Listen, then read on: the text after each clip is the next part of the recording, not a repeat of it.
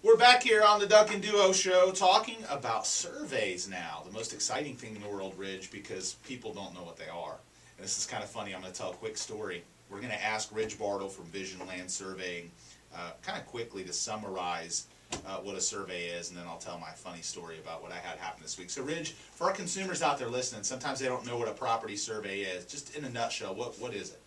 A property survey is the legal boundary of what you're buying. You'll see a legal description on a deed or a title commitment that'll tell you what your lot and block is, and the survey takes that legal description and shows it in a graphic picture. It shows where your boundary lines are and where your house falls within those boundary lines.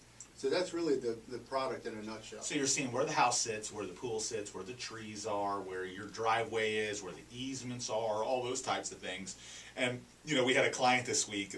I overheard a conversation with one of our staff members, and the client didn't want to do a survey until the transaction was done, because they thought that we were asking for them to survey like their experience. Like, no, I don't want to do a survey. Not until the whole deal's done. Then I'll say all kinds of great things. It's like, no.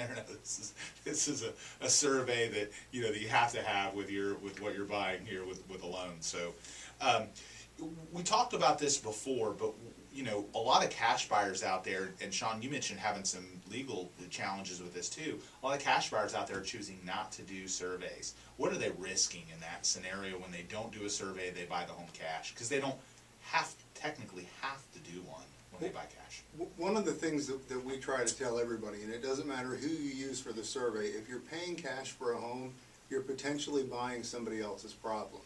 And what I tell people is, during the gold rush, when the real estate market was huge, people went so fast that there were a lot of mistakes made.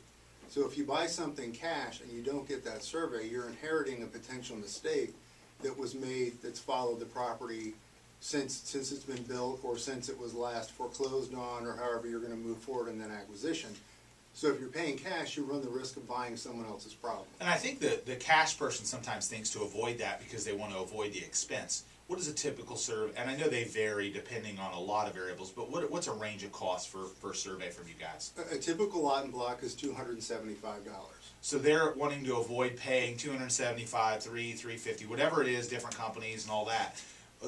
But it could cost them tens of thousands of dollars if there's a dispute over, the fence is 6 inches into the neighbor's property, or an overhang, or an easement problem, or something like that. Right, and we see a lot of, money was so easy to get for HELOCs and second loans that people put in swimming pools, and sometimes the pool deck lies 4 or 5 inches or feet into the utility easement, and that becomes the new owner's problem. Right, and could cost a lot more money than if you do it up front. It'll eliminate the issue altogether, because you can figure out how to handle it, or you can know what the cost is going to be to remedy it. Exactly. So, Rich, a couple other things I think you guys do that's pretty neat. You guys do surveys, QR codes and digital storage and all that, but the surveys, you guys do like a really nice, printout color, a lot of different 3D stuff that you guys are looking to do. What are some of the new technology things that you guys at Vision Land Surveying are doing, as the market kind of embraces technology more and more?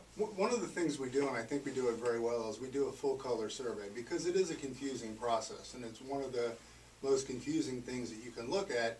So we delineate a lot of the things, the easements, the encroachments, the boundaries in different colors, so you can really see and interpret where everything falls on that survey.